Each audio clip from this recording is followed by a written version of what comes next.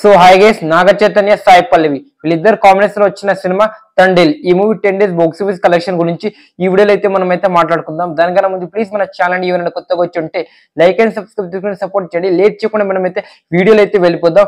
ముందుగా మన తెలుగు స్టేట్ నుంచి వద్దాం. నైజాం లో 18 కోట్ల షేర్ అయితే వసూలు చేయడం అయితే జరిగింది. ఇక్కడ 10 కోట్ల బిజినెస్ మాత్రం జరిగింది, అంటే 8 కోట్ల ప్రాఫిట్ అయితే తెచ్చిపెట్టింది.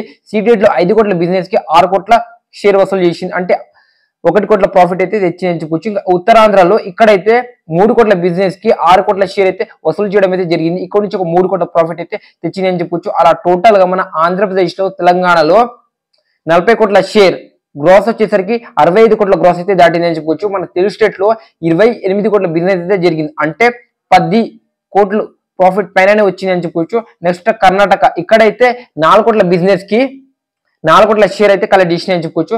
లాభంలో కూడా ఎంట్రీ ఇచ్చింది.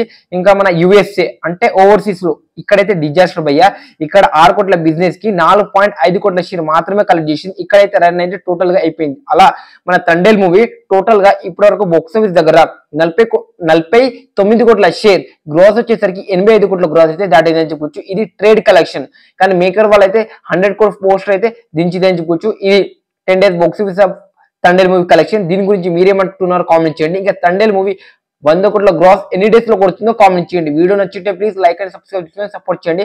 నెక్స్ట్ వీడియోతో మనం అయితే కలుద్దాం.